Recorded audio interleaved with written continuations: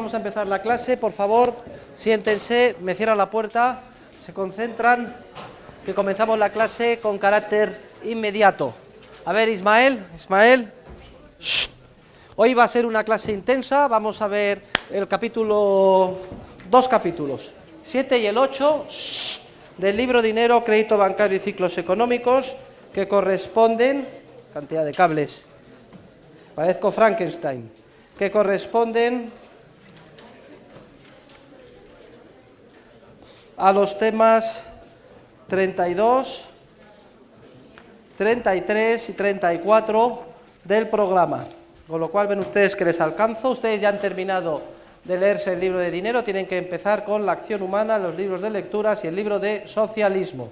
El próximo jueves terminamos Dinero, Crédito Bancario y Ciclos Económicos, para ya a partir de ahí, lo que nos queda hasta el día 7 de mayo, los otros tres libros, la acción humana, libro de lecturas y libro de socialismo. ¿Hay alguna pregunta, hay alguna duda? ¿Alguien quiere decir algo? Bien, pues si no hay preguntas, por favor, una enorme atención, todo el mundo que abra el libro de Dinero, Crédito Bancario y Ciclos Económicos por capítulo 7, página 397. Página 397. Capítulo 7, página 397. ¿Todo el mundo está ahí? Muy bien. Este capítulo está dirigido a criticar las teorías económicas alternativas, distintas de las que hemos explicado en clase, que se han elaborado para interpretar y tratar de entender por qué se producen ciclos económicos. Básicamente son dos doctrinas: las teorías económicas keynesianas, que se llaman así porque fueron elaboradas en su origen por el economista inglés John Maynard Keynes, y las teorías monetaristas, sobre todo desarrolladas a partir de los teóricos neoclásicos en general y de la escuela de Chicago en particular. Por favor, todo el mundo mirándome a mí, atendiendo, y el libro y tomando notas. Unos y otros, monetaristas y keynesianos, desde nuestro punto de vista, forman parte de la misma escuela general. Es la escuela que se llama de los teóricos de la macroeconomía. Son teóricos que desarrollan la economía en base a agregados, que consideran que son estadísticamente medibles. Mises dice que se encuentran estas ambas escuelas en la etapa precientífica de la economía, en la etapa en la que todavía no se había producido la revolución subjetivista, que se inicia con Karl Menger y que fue la que introdujo el punto de vista subjetivista, es decir, la aplicación de la teoría de la utilidad marginal en general para explicar el valor de los bienes y en particular el valor del dinero. La revolución subjetivista, que se inicia con Menger, construye la ciencia económica siendo capaz de retrotraer todas las leyes económicas a la acción humana individual. Hasta la revolución subjetivista, los economistas clásicos fracasaron lamentablemente a la hora de tratar de explicar qué es lo que determinaba el valor de las cosas. ¿Por qué? Porque solo concebían la ciencia económica en términos de clases y agregados. No entendían por qué valía más el oro que el hierro o el pan, cuando obviamente el pan es más útil que el oro o los diamantes. El problema que tenían estos teóricos era un problema de que hacían la pregunta errónea, concebían la economía en términos de agregados y hacían la pregunta errónea. Porque en la acción humana individual nadie, o casi nadie, se plantea o se encuentra en la tesitura de tener que renunciar a todo el pan a cambio de oro o diamantes, sino que las decisiones y acciones humanas son siempre incrementales, una unidad más a cambio de una unidad menos. Y en términos de acciones y decisiones incrementales, si tenemos muchas unidades a nuestra disposición de pan, puede ser que valoremos muy poco el pan en relación con otro bien, por ejemplo, el oro, del que tenemos muy pocas unidades. Es la apreciación psíquica que el actor da a la última unidad perfectamente intercambiable y relevante en su acción del bien en cuestión el que determina el valor de todas las unidades. Si se gana o se pierde una unidad más de pan y tenemos muchas barras, la satisfacción o la necesidad que ganamos o perdemos es muy pequeña. Y por eso damos poca utilidad marginal al pan. Aunque si tuviéramos que decidir entre renunciar a todo el pan y el oro, está claro que antes de morirnos de hambre optaríamos por el pan. Sin embargo, en las acciones humanas siempre es una unidad más, una unidad menos, en términos de margen, marginales, y por eso es la utilidad marginal la que determina el valor de las cosas. De esta manera quedó solucionada la paradoja del valor que obsesionaba a los economistas clásicos, que, repito, por concebir la ciencia económica en términos de agregados y clases, nunca fueron capaces de solucionar tal paradoja. No entendían por qué, siendo más útil en general el pan que el oro, sin embargo, valía mucho menos. Y ahora nosotros sí lo entendemos gracias a la revolución subjetivista iniciada por Karl Menger en 1871, porque las acciones humanas siempre son en términos de unidades incrementales o marginales de bien. Que no se me distraiga Ismael, que está pensando en las musarañas. Bueno, pues lo paradójico es que han seguido perviviendo estas dos escuelas, la de los monetaristas y la de los keynesianos, que siguen anclados en las formas arcaicas de pensar. Siguen pensando en términos de agregados, de clases, de supuestas cantidades medibles que estarían ahí fuera y que se podrían medir estadísticamente, como nivel general de precios, demanda efectiva, etc. Y no son capaces de retrotraer, enraizar sus doctrinas económicas en base a la acción humana individual. Vamos a ver, por tanto, cómo ese enfoque agregado de los macroeconomistas, no importa que sea en su versión de los monetaristas o en su versión de los keynesianos, fracasa lamentablemente a la hora de interpretar qué es lo que sucede en la realidad. Y hecha esta pequeña introducción, que resume lo que decimos en el libro, vamos a empezar criticando a los teóricos llamados monetaristas.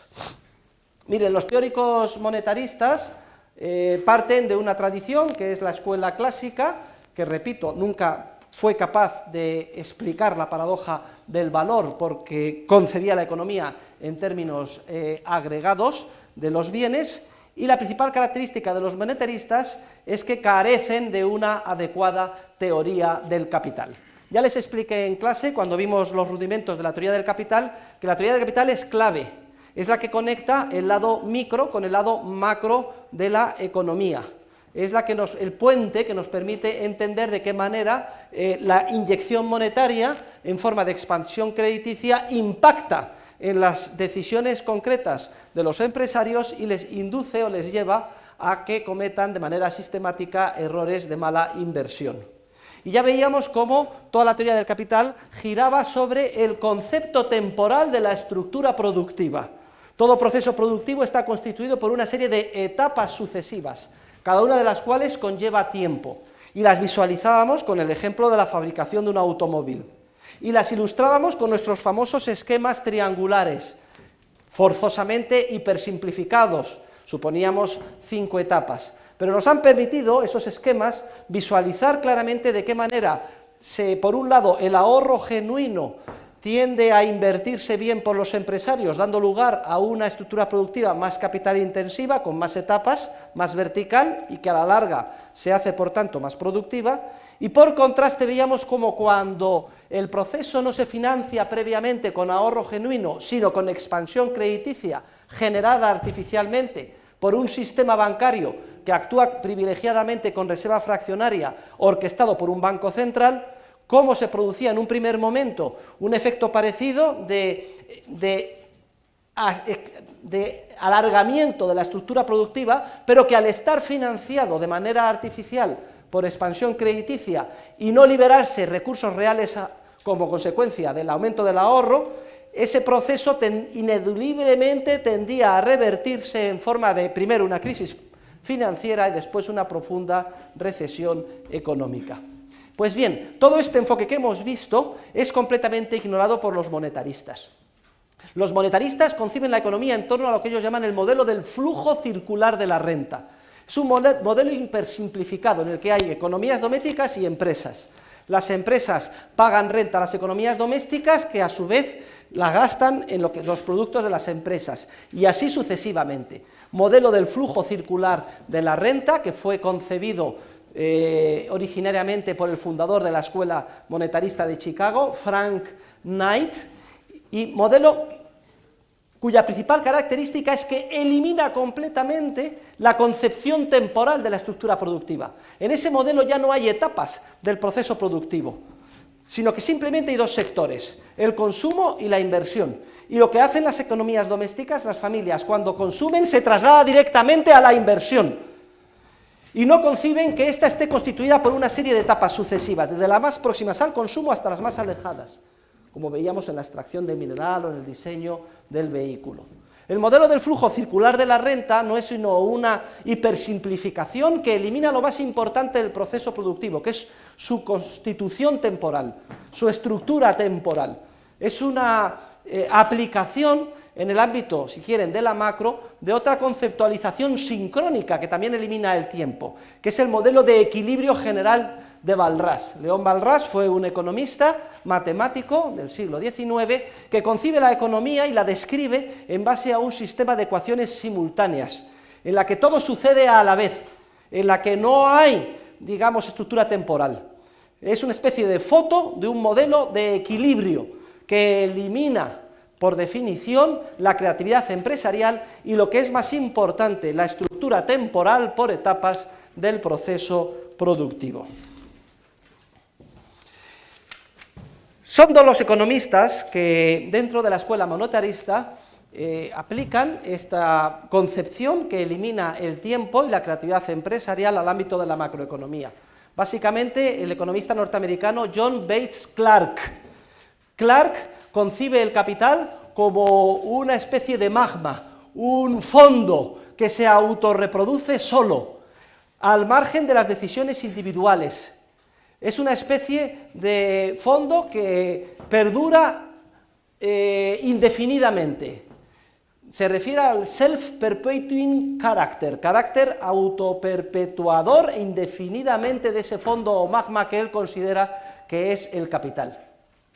Y esa misma concepción absurda del capital como fondo o magma que se produce solo es la que hereda Frank Knight, el fundador de la Escuela de Chicago en la primera mitad del siglo pasado, del siglo XX. Los economistas austríacos enseguida critican a fondo ese concepto que califican erróneo del capital de Clark y de Knight. Concretamente, von Bawerk se refiere, y vayan a la página 404 del libro, se refiere al carácter mitológico o místico del capital. ¿Qué es eso de que el capital es un fondo, un magma que se autorreproduce solo? Lo que existe en la vida real es una estructura muy complicada de bienes de capital, que están insertos en las diferentes etapas del proceso productivo, y que de ninguna manera, una vez que existen, están ahí ya de forma indefinida y se autorreproducen solos, por arte de Birlibirloque. Todo lo contrario, que esos bienes de capital sean concebidos, fabricados, que se mantengan, que se haga o no frente a su depreciación, que se aumente o no el stock de bienes de capital, depende de que se tomen o no múltiples decisiones y acciones empresariales concretas. Nada de autorreproducirse solo, sino que los empresarios tienen que, enfrentándose a esa constelación de bienes de capital, decidir cuáles creen que están infravalorados y comprarlos baratos, recombinarlos y tratar de producir bienes que eventualmente esperan vender el día de mañana a un alto precio, de manera que puedan recuperar el coste y obtener un importante beneficio.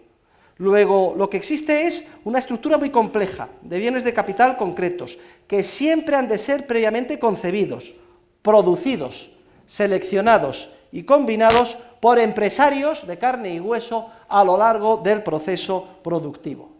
Si usted concibe el capital como una especie de fondo, un magma que se autorreproduce solo, está dejando fuera de su análisis económico precisamente lo más importante, que es el estudio de la estructura real de bienes de capital, que es producida cada día por un ejército de empresarios que denodadamente trata, por un lado, de evitar pérdidas y por otro lado, de cosechar beneficios.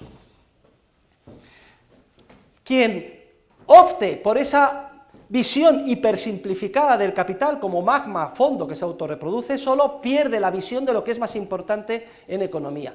Pierde además la posibilidad de entender claramente el puente o conexión que hay entre el lado micro y el lado macro. Todos los efectos microeconómicos que vimos que llevaban a que, por ejemplo, el ahorro terminara siendo bien invertido en forma de una estructura de bienes de capital más capital intensiva, más vertical. O de qué manera, si la inyección monetaria tenía su origen en expansión crediticia artificial, se distorsionaba esa estructura productiva, generándose una mala inversión real que terminaba siendo descubierta por el mercado en forma de una crisis financiera y una recesión económica.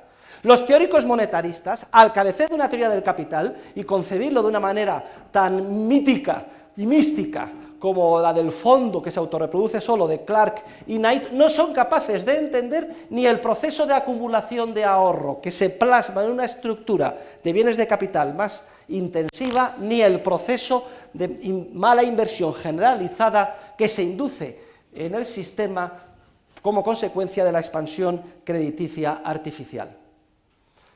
Recuerden que desde el punto de vista correcto, científicamente correcto, el capital no es sino un concepto, una categoría mental de cálculo económico. No es sino el valor a precios de mercado que estiman los empresarios tienen los bienes de capital a su disposición. Y continuamente están observando en el mercado cuál es el valor a precios de mercado de los diferentes bienes de capital, sean ordenadores, instalaciones, maquinaria, programas de ordenador, edificios, etcétera. Y entonces, en función de esos precios y de los proyectos empresariales que conciben, se dan cuenta que hay múltiples oportunidades de beneficio, de comprar barato determinados bienes de capital, recombinarlos en un proceso productivo y luego poder venderlo mucho más caro en forma ya de un bien de consumo que haya madurado.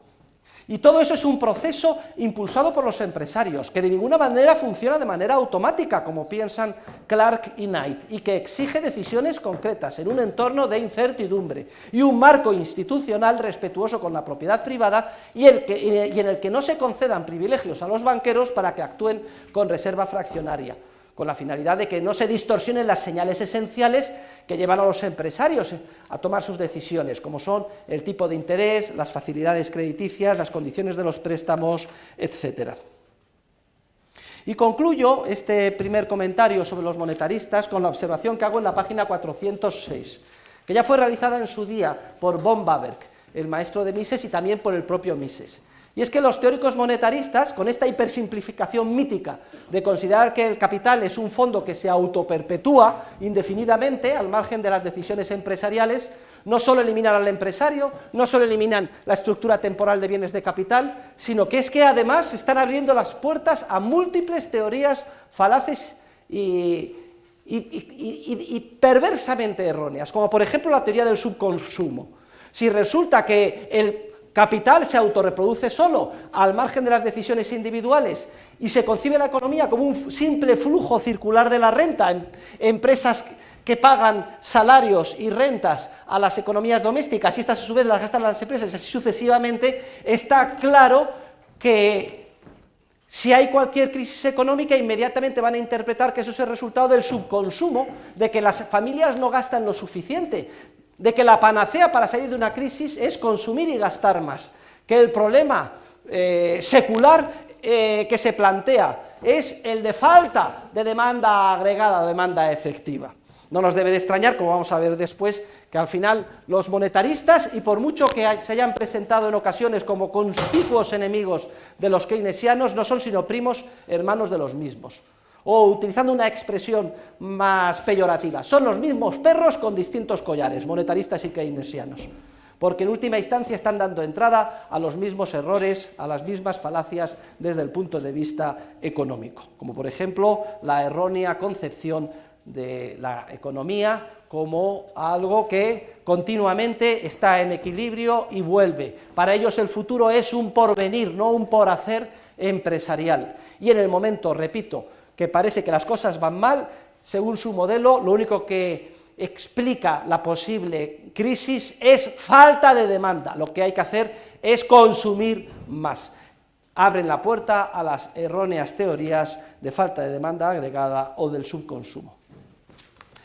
Los monetaristas, además, centran su análisis en la llamada ecuación de intercambio. La tienen en la página 407, vayan por favor todos a la página 407, es la famosa ecuación de intercambio MV igual a PT, que en su versión más exacta es simplemente una tautología, una identidad que dice que todo lo que se gasta en el sistema económico coincide con lo que se ingresa. La parte de la izquierda, MV, sería M, la cantidad de dinero o masa monetaria, V es un concepto estadístico, sería la velocidad media de circulación de la unidad monetaria, el número de veces que por término medio cambia de mano la unidad monetaria, y de manera que esta parte de la izquierda, que sería la parte del dinero que se ingresa por todos los agentes económicos, sería idéntica a la parte de la derecha, que es lo que se gasta. Sería el sumatorio de lo que se gasta en cada bien. En realidad debería ser sumatorio del precio por la cantidad comprada de cada bien. Lo que pasa es que esa versión con el sumatorio, que la tenemos en páginas más adelante, se ha sustituido por esta versión simplificada de la página 407, donde se dice MV igual a PT, M, cantidad de dinero en circulación, V, velocidad de circulación, perdón, del dinero, sí. P representaría una medida estadística de la evolución del nivel general de precios, representaría una media de cómo va el nivel general de precios, y T sería un agregado de las cantidades de bienes y servicios que se intercambian en el año. Esta versión, que es la que ha preponderado, es un sinsentido matemático, porque ¿qué es eso de un nivel general de precios multiplicado por un agregado? Oiga, ¿qué agregado? Es imposible sumar peras con manzanas, con coches, con vehículos, con edificios. Esto simplemente es una fórmula que recoge imperfectamente una idea que tiene un fondo de verdad, pero que además oculta desde el punto de vista científico y de manera muy perversa lo que es más importante para la economía. ¿El fondo de verdad cuál es? Pues el fondo de verdad es que si V y T son constantes, entonces si aumenta la cantidad de dinero, el nivel general de precios sube. Y esta es una idea que es cierta. Lo que pasa es que la tenemos que matizar. Si aumenta la cantidad de dinero y todo lo demás permanece igual, no es que suba los precios, es que baja el poder adquisitivo de la unidad monetaria. Lo que pasa es que a través de la fórmula se representa como una subida del nivel general de precios. Y hay todo un esfuerzo estadístico por recoger y medir esa subida, a través de la elaboración de todo tipo de índices, como índices a los precios de consumo, en términos medios cómo suben los precios de consumo, o el deflactor del PIB, etcétera. No nos vamos a detener sobre esto, lo pueden leer en los primeros capítulos de la acción humana.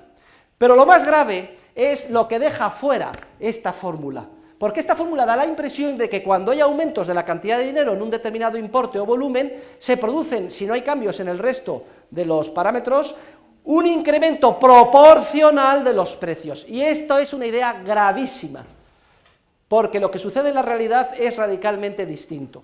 El dinero nunca se distribuye por igual cuando se crea entre los diferentes agentes económicos, como en el supuesto de Hume, que decía en su artículo sobre el dinero, que supongamos que todos los británicos se levantan al día siguiente con el doble de saldos de tesorería en su bolsillo. O la idea posteriormente copiada por Friedman del helicóptero. Viene un helicóptero y distribuye dinero por igual a todos los ciudadanos. Es un juego de simulación que hice aquí en enero en el curso anterior. El dinero, cuando se crea, y precisamente por eso se crea, se inyecta en el sistema económico por determinados lugares e intersticios muy concretos. De manera que son unos muy pocos los o las primeros o primeras que reciben las nuevas unidades monetarias. Y tienen con esa capacidad adquisitiva la posibilidad de comprar múltiples bienes y servicios a precios que todavía no han recogido el impacto de la inyección monetaria. Mientras que el resto de la ciudadanía ve cómo paulatinamente los precios van subiendo, es decir, el poder adquisitivo de sus unidades monetarias bajando, cuando todavía no les ha llegado el nuevo dinero a sus bolsillos. Hay un proceso de redistribución masiva de la renta y, sobre todo, es un proceso que trastoca completamente la estructura de precios relativos. Unos bienes son los que primero experimentan el impacto de la creación monetaria y por tanto los que ven cómo sus precios suben más, mientras que otros no suben o suben a un ritmo más lento o despacio. Lo que les quiero decir es que lejos de haber una especie como de subida del nivel del agua de una piscina, el nivel general de precios, lo que es una revolución que cambia completamente la estructura de precios relativos. Unos suben más rápidamente que otros. Y concretamente en el ámbito del ciclo ya hemos visto cuáles son los que suben más rápidamente que otros y además en qué momento temporal. ¿No se acuerdan en el ámbito del ahorro genuino o en el ámbito de la expansión crediticia lo que pasaba? Cuando se inyectaba dinero subía muchísimo. Primero, ¿qué pasaba? El precio de los factores de producción.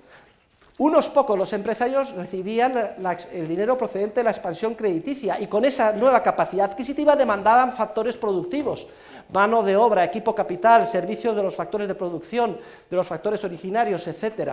Esos precios de esos bienes crecían mucho más que los demás y su representación correspondiente en forma de títulos, valores en la bolsa, mientras que el resto de los precios no subían.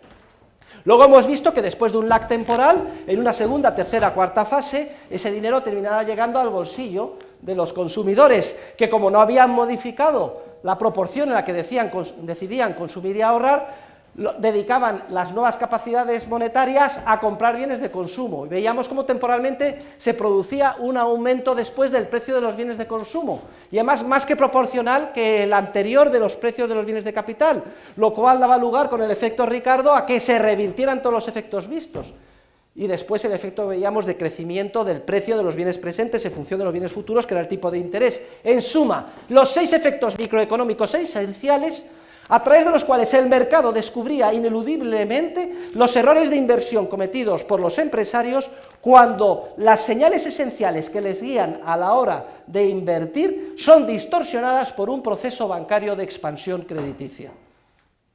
Y todo este proceso, en el que vemos que hay cambios sucesivos y súbitos de los precios relativos de diferentes bienes, bienes de capital, bienes de consumo, tipo de interés, es completamente eliminado del análisis por la ecuación de intercambio de los monetaristas, que como solo se fija en la masa monetaria, la velocidad del dinero, el nivel general de precios y la cantidad o a supuesto agregado de bienes reales comprados, lo más que pueden entender con esa fórmula es que si aumenta la cantidad de dinero los precios suben, pero queda fuera del análisis cuáles son los que suben primero, en qué momento, los que suben después, y por tanto no son capaces de entender toda la teoría del ciclo que hemos explicado en clase. Para los monetaristas, las crisis financieras y las recesiones económicas son un profundo misterio.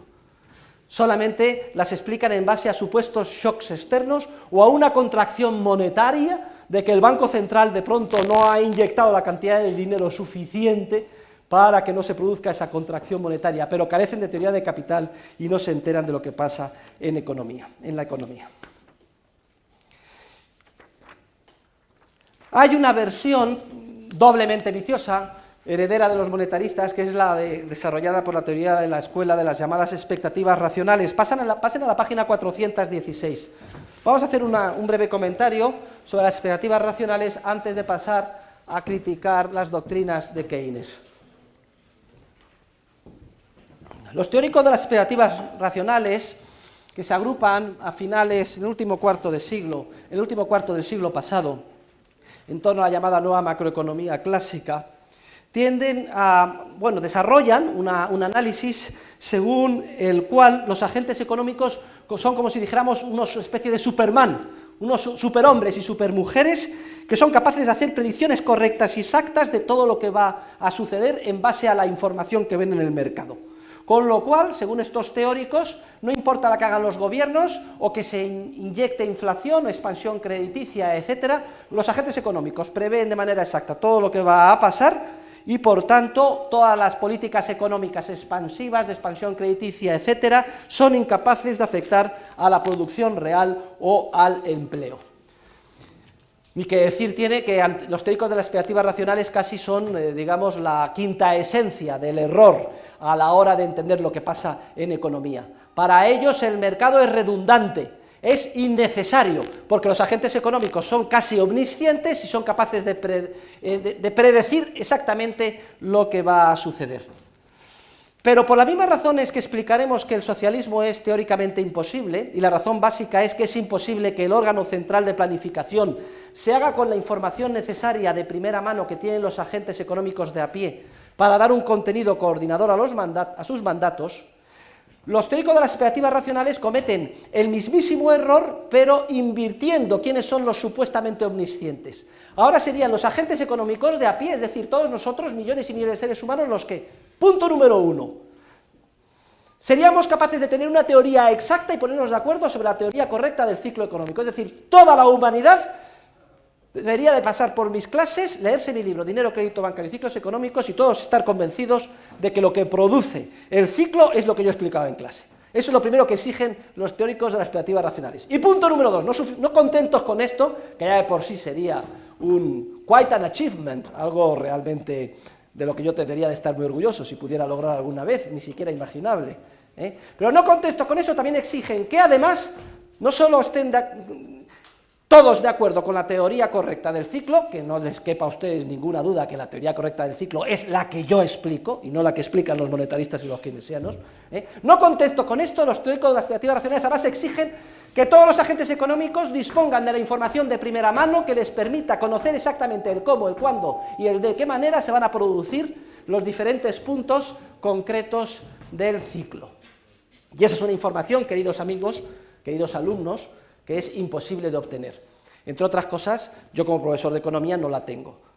Como científicos de la economía podemos saber en términos formales cómo funcionan los procesos de mercado y de qué manera, por ejemplo, la expansión crediticia distorsiona las decisiones de los empresarios, genera malas inversiones y luego ineludiblemente se descubre por el mercado y surge una crisis financiera primero y luego una recesión económica, pero lo que no sabemos es el cómo, el cuándo, los detonantes concretos. Si yo lo supiera, queridos alumnos, no sería profesor de economía de ustedes, sería multimillonario, 1000 veces más rico que Warren Buffett. Estaría haciendo un crucero por el mundo con un barco de 200 metros de eslora, etc. Si lo supiera, no estaría aquí. Ese es un conocimiento empresarial que se genera de primera mano por los empresarios día a día en el mercado, que está disperso entre la mente de los miles de millones de seres humanos que constituyen la humanidad y que continuamente está siendo creado ex novo. Pues fíjense, lo que los teóricos de las expectativas racionales exigen es no solo que tengan un conocimiento en términos formales o científicos de lo que de verdad produce el ciclo, lo que enseñamos en clase, sino además disponer de ese conocimiento de primera mano que continuamente están generando los empresarios, lo cual es totalmente absurdo e imposible. Es más, aun admitiendo efectos dialécticos, que yo pudiera convencer a todo el mundo de que mi teoría es la correcta, que la es, y además que todo el mundo pudiera tener un conocimiento exacto de lo que va a pasar, cómo, cuándo y de qué manera, aún así se seguiría produciendo el ciclo. Porque lo que no podemos considerar es que el mercado sea redundante, es decir, que sobre el mercado, que podamos meter sus datos en un ordenador y ya nos salga a la velocidad de la luz el resultado. El mercado es un proceso social de creatividad y descubrimiento. Y aunque todos tengamos la idea correcta desde el punto de vista teórico de cómo evoluciona el ciclo y un conocimiento de primera mano sobre la información práctica que se genera, si pensamos que podemos salirnos a tiempo antes de que se produzca la debacle, claro que aceptaremos el dinero creado de la nada por el sistema bancario. Nos podemos ganar mucho dinero comprando a precios antiguos y vendiendo en bolsa o los correspondientes bienes de capital cuando tengan precios altos antes de que se produzca el desmoronamiento bursátil.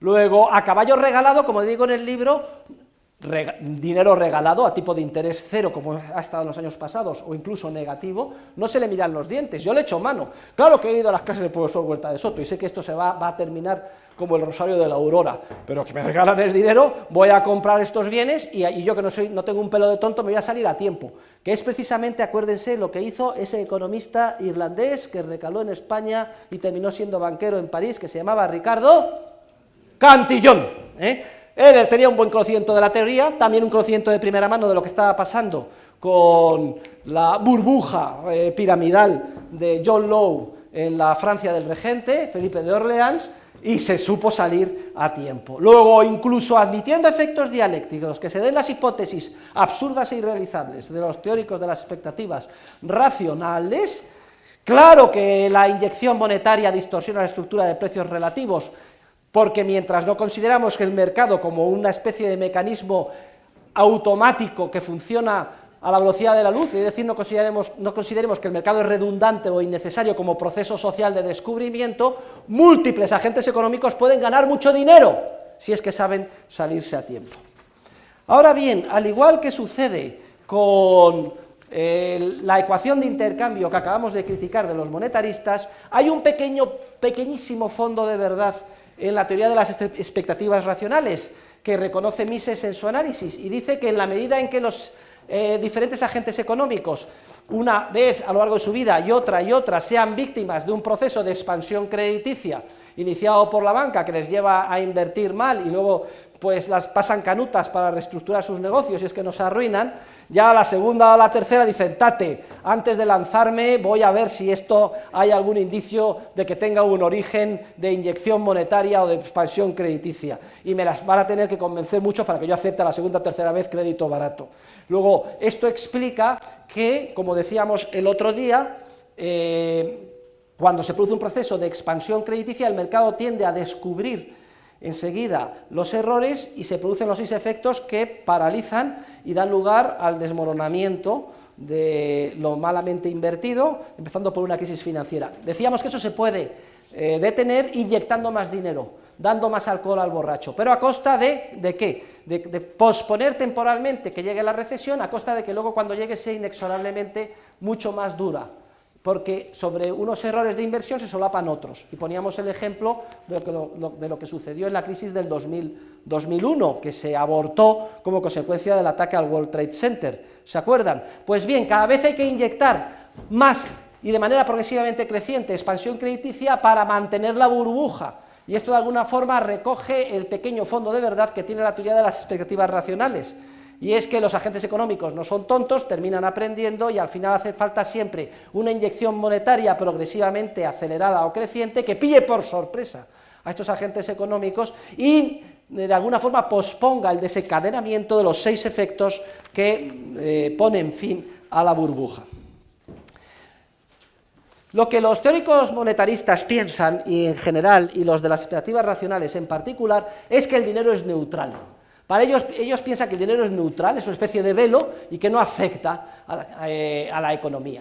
Y lo que nosotros estamos viendo aquí es que la concepción temporal del proceso productivo y la correcta comprensión del dinero conecta a través de ese puente que es la teoría del capital, el lado real de las inversiones reales de los empresarios con el lado monetario. Y la conclusión a la que llegamos es que el dinero jamás es neutral, ni a corto, ni a medio, ni a largo plazo.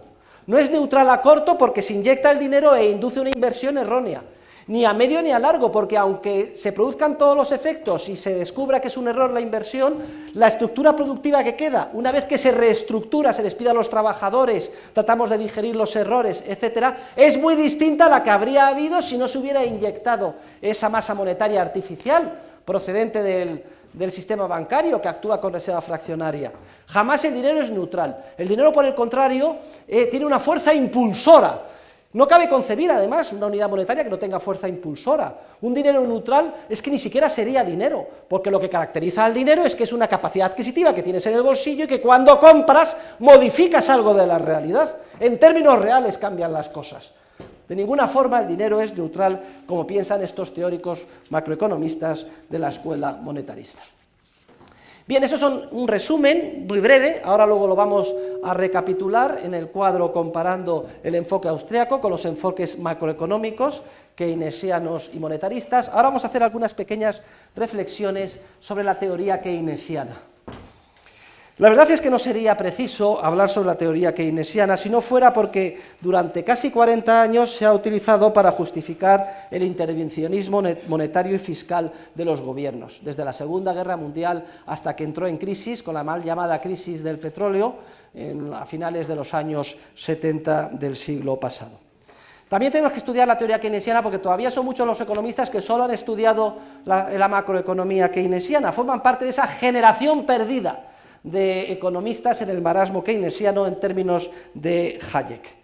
Además, en los libros de texto de economía, lo verán el año que viene, pues se dedica una parte al modelo keynesiano, siempre contraponiéndolo como si fuera, digamos, el modelo competitivo de los monetaristas, cuando desde el punto de vista de este curso estamos explicando que para nosotros monetaristas y keynesianos son prácticamente la misma cosa y adolecen de los mismos vicios científicos y metodológicos como consecuencia de esa concepción macro y carente de dimensión temporal que utilizan. Pero es que además es importante utilizar el modelo keynesiano porque o explicarlo porque se utiliza muy a menudo en la vida real, en el sentido de que está detrás de muchas de las tonterías que se leen en los artículos de prensa económica, que se escuchan en los debates económicos en el Parlamento, etc. Vamos a hacer una pequeñísima exposición, pero brevemente me gustaría referirme primero a John Maynard Keynes, su fundador. Lo más peculiar de Maynard Keynes es que prácticamente no sabía economía, es decir, solo estudió 6 meses, solo fue a clase de economía 6 meses, como ustedes, vamos, un cursillito de 6 meses con Marshall y nada más. Hayek dice que desde luego todo lo que era la historia del pensamiento económico en la Inglaterra del siglo XIX era un libro cerrado para él, pero simplemente porque no lo había leído. Ahora era una persona muy brillante, con gran capacidad de persuasión, con una voz que seducía a cualquiera y con una gran influencia en la Inglaterra de su tiempo. Realmente el influjo de Keynes ha sido realmente perverso. Keynes era una persona profundamente inmoral, y no es que lo diga yo, lo dice él en su autobiografía, Two Memoirs, dice que tanto él como sus compañeros del grupo de Bloomsbury estaban en contra de toda la moral preestablecida, y concluye que ya a la edad de su vida a la que haya llegado, pues no solo se declara inmoral, sino que es demasiado tarde para cambiar, está en contra de cualquier principio. Y eso es lo que aplica al ámbito de la economía. Pretende decidir ad hoc según las circunstancias del caso, según lo que a él le parece que es lo correcto hacer en cada momento, haciendo tabla rasa de los principios que se han ido formando y depurando de manera evolutiva y que constituyen el marco que es esencial para que trabaje o funcione una economía de mercado. La verdad es que ni él mismo, la verdad, se creía lo que decía. Hayek cuenta la anécdota de que se encontró a Keynes después de la Segunda Guerra Mundial en Cambridge y le dijo: oye, Maynard, pero tú te das cuenta de los efectos que está teniendo todo lo que estás escribiendo, que de alguna forma está dando vestimenta de respetabilidad científica a todas las barbaridades que quieren hacer los políticos. Y dice que Keynes le contestó: Hayek, no te preocupes, porque de la misma manera que yo soy capaz de convencer a todo el mundo de que lo que había que hacer era inflación en determinadas circunstancias, ahora no te preocupes, en cuanto vea que se sale la gente del tiesto, dice que está así con la mano. Vuelvo a escribir otro libro, otro artículo, convenzo a toda la gente de lo contrario y cambia las circunstancias. Hayek se quedó nota ante la respuesta y añade que lo malo fue que la semana siguiente o 15 días después murió de un infarto Keynes y ya no le dio tiempo de hacer ningún cambio y toda la semilla perversa de sus doctrinas quedó allí influyendo negativamente al mundo económico durante 40 años. Bueno, ¿qué es lo que dice? Vamos a ver muy resumidamente el modelo keynesiano. Ya saben ustedes que a mí no me gusta utilizar gráficos, pero simplemente para que lo podamos entender de manera simplificada. En este eje de ordenadas vamos aquí a poner la renta nacional que se ingresa y la renta nacional que se gasta. Y aquí una recta de 45 grados, que es todos los puntos, el lugar geométrico de todos los puntos donde lo que se ingresa es igual a lo que se gasta. Pues lo que dice Keynes es que la renta nacional que se ingresa es igual a la renta nacional que se gasta, y en el modelo simplificado de Keynes lo que se gasta bien en consumo o bien en inversión. O sea que la renta nacional sería igual a lo que se gasta en consumo más lo que se gasta en inversión. La función de consumo keynesiana, no me pregunten ustedes por qué, pero tiene esta forma. Es una función estable de la renta, pero que tiene esa forma. La explicación es que aunque no ganes, no haya renta nacional, no se gane nada, hay que consumir algo, ahí está. Y que luego hay un crecimiento con la renta del consumo, pero menos que proporcional. Porque conforme la gente más rica, pues cada vez dedica proporcionalmente menos al consumo. Y luego supone en el modelo que la inversión es una variable exógena, es decir, que es una cantidad K, una cantidad I, que se añade, quieren ustedes, I, que se añade, entonces C más I, y aquí estaría I al consumo. Bueno, pues Si C más I es la cantidad que se gasta y la renta nacional la que se ingresa, el punto en el que se cortan sería la renta nacional de equilibrio. Y lo que dice Keynes es que puede ser que esa renta nacional de equilibrio no garantice el pleno empleo, que haya un equilibrio con desempleo. Y esto es resultado a que no se gasta lo suficiente. El malo de la película en Keynes es el atesoramiento y el ahorro, por eso la paradoja del ahorro keynesiano. Ahorrar es malísimo, porque al ahorrar uno no demanda, por tanto no hay suficiente demanda efectiva, escasez de consumo, escasez de inversión, y la renta nacional de equilibrio puede ser que sea con desempleo. Y si es con desempleo, ¿cuál es la solución keynesiana? Pues muy sencillo, justo lo que los políticos arbitristas siempre han estado reclamando: alegría, gasto, consumo, apagar el incendio con un lanzallamas. Si hay desempleo, lo que hay que hacer es gastar más. Se gasta más, viene en consumo, viene inversión, hasta una nueva renta de equilibrio, que ya sería la de pleno empleo. Ese es brevemente explicado el esquema keynesiano y la solución keynesiana a las crisis. Más gasto público, en forma de consumo, en forma de obras públicas, en forma de política fiscal. Reducir el tipo de interés, desde luego, pero no es suficiente, porque lo reduce a cero y a lo mejor no reaccionan los agentes económicos, se produce lo que se llama la trampa de la liquidez. Gasto, gasto y gasto. Claro, y eso a los políticos les encanta. Y cuando salió el libro de Keynes en el año 36, la teoría general de la ocupación, del interés y del dinero, vamos, es que estaban encantados los políticos. Por fin había alguien que después de 200 años les abría la puerta para el gasto barra libre y todo tipo de aventuras financiadas a través de los políticos, porque eso es lo que hay que hacer, gastar y consumir para salir de una profunda crisis. Y luego se completa este análisis con el famoso multiplicador keynesiano. El multiplicador keynesiano parte de lo mismo, que la renta nacional es igual al consumo más la inversión, entonces el consumo sería una función estable de la renta nacional, vamos a suponer que es 0,8 de la renta nacional. Entonces, si nosotros sustituimos este valor del consumo arriba, quedaría que la renta nacional sería igual a 0,8 de la renta nacional, que es el consumo más la inversión I. Si pasamos, esto sí que es una álgebra complicadísima, pasamos esto al primer miembro, pasa restando y sacando factor común, Rn menos 1,08 igual a I. Al final queda que la renta nacional es igual a lo que se gasta en inversión partido por 1 menos 0,08, es decir, 0,2. Es decir, 5 veces I. Este es el multiplicador keynesiano.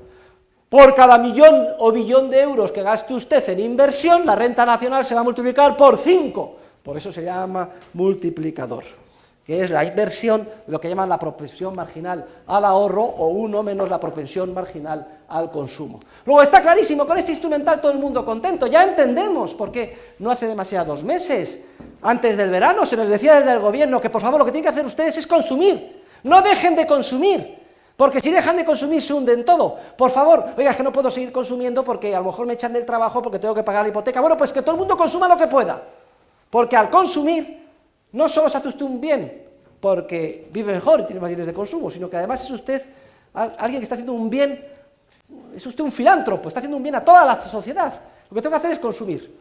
Pero resulta que afortunadamente los agentes económicos, ni las empresas, ni las familias han hecho caso a todos estos políticos que, basándose en Keynes, decían esas tonterías. Todo lo que estamos haciendo es ahorrar, porque lo que hemos visto en nuestro análisis es que la crisis es por exceso de consumo o por falta de ahorro, motivada por una expansión crediticia sin base de ahorro real, y tenemos que ahorrar para salir cuanto antes de la crisis. Es justo lo contrario de lo que hay que hacer. Fomentar el consumo, como se deduce del análisis keynesiano, en una etapa de crisis con desempleo, es tratar, como decía antes, de apagar un incendio literalmente con un lanzallamas. ¿Cuáles son las críticas a la economía keynesiana? Las tienen ustedes en el libro, no vamos a entretener con ellas en detalle. Simplemente vamos a hacer una pequeña enumeración de los aspectos más importantes.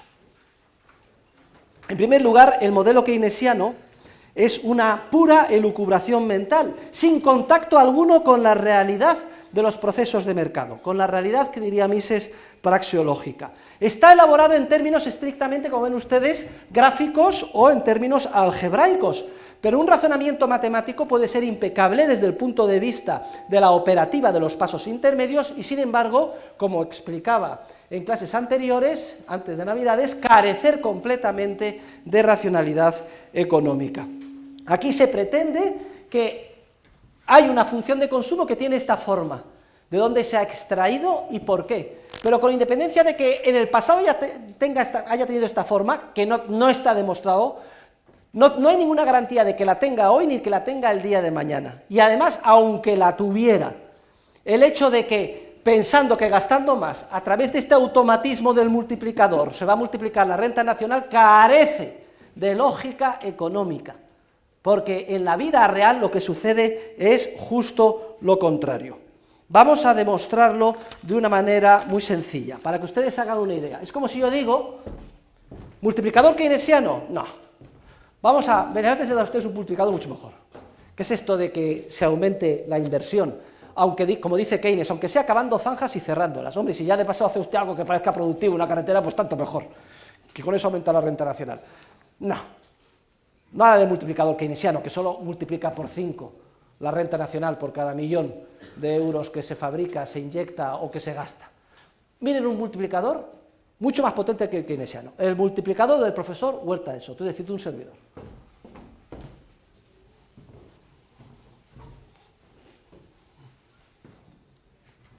Nadie dudará que es exacta la siguiente identidad, que la renta nacional de España es igual a la renta nacional del profesor Jesús Huerta de Soto, no otra cosa significa JHS, mi renta, por cierto, bastante alta, aunque muy pequeña en comparación con la renta nacional de toda España, más el resto, la renta nacional del resto de España. ¿Alguien duda de que esto es cierto? Vamos, que lo que yo gano, más lo que ganan agregadamente el resto de los españoles es igual a lo que ganamos todos los españoles. ¿Está claro que esto es absolutamente cierto, sí o no? Pues bien, la renta nacional del resto de los españoles es una función muy estable de la renta nacional, igual que la del consumo de Keynes, incluso todavía más estable. Podríamos decir que la renta nacional del resto de España, es igual a 0, ¿cuántos pongo aquí? 7, 9, 9, 9, 9, 9, 9, 9, renta nacional. He puesto 7 nueves porque podría haber puesto nueves hasta aquí, porque de hecho mi renta es minúscula en comparación con toda la renta nacional de España. ¿De acuerdo? Bueno, pues muy sencillo, vamos a sustituir esto aquí arriba. Si lo sustituimos eso allá arriba, veremos que la renta nacional es igual, lo voy a poner en el primer miembro, a 0,99, en el primer término del segundo miembro, 99999, la renta nacional de España más la renta nacional del profesor Huerta de Soto. Paso al primer miembro y saco factor común, y por tanto que la renta nacional 1 menos 0,999999, bien, es igual a la renta nacional mía.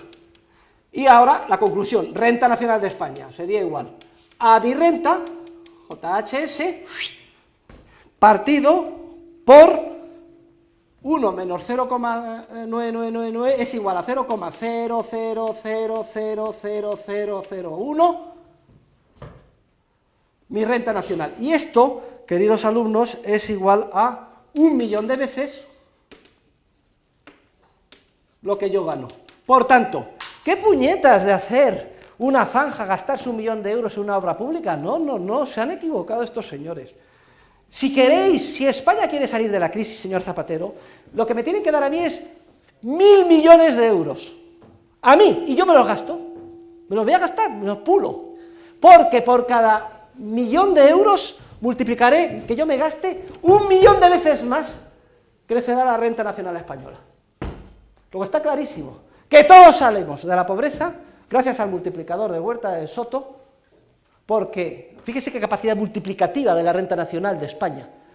Por cada euro que yo me gasto, 1.000.000 de euros se expanden en aumento de la renta entre todos los españoles. Y como yo soy una persona muy buena, filántropa, que quiero ayudar a todo el mundo, es a mí a quien me tienen que dar el dinero. No abrir y cerrar zanjas, no conectar todas las capitales de provincia, incluyendo Canarias, las de Canarias y Baleares por AVE, no. Lo que tiene que hacer es darme a mí el dinero que yo me lo gaste, y entonces solucionado todos los problemas. Y alguien dirá, pero qué barbaridad, qué tontería, y dice que esto es una parodia. Sí es una parodia, claro, pero lo que les quiero decir a ustedes es que la lógica matemática de este multiplicador es idéntica a la que acabamos de ver del multiplicador keynesiano, no hay ninguna diferencia. Pero en una y en otra, la lógica subyacente en términos de economía es nula, inexistente. Lo que todos identificamos como un absurdo en relación con mi multiplicador, las mentes griegas piensan, anda, qué genio Keynes, que nos ha demostrado científicamente que lo que hay que hacer es gastar, aumentar la demanda agregada para salir de la crisis a través de su multiplicador. No vamos a entrar con toda la crítica, como he dicho antes, de la función de consumo, de por qué tiene que tener esa forma. Es absurdo pensar que con renta cero se va a consumir algo. Oiga, si no hay nada de renta, ¿qué va a consumir usted? Se muere de hambre, no se puede consumir algo como usted supone. El carácter falaz del multiplicador ya lo hemos visto. Especialmente perversa es toda la teoría del tipo de interés de Keynes, porque para Keynes el tipo de interés viene determinado, es un fenómeno que viene determinado a corto plazo, viene por la oferta y la demanda de dinero, y esto es un error teórico gravísimo. La oferta y la demanda de dinero lo que determina es el precio de mercado de la unidad monetaria, es decir, su poder adquisitivo.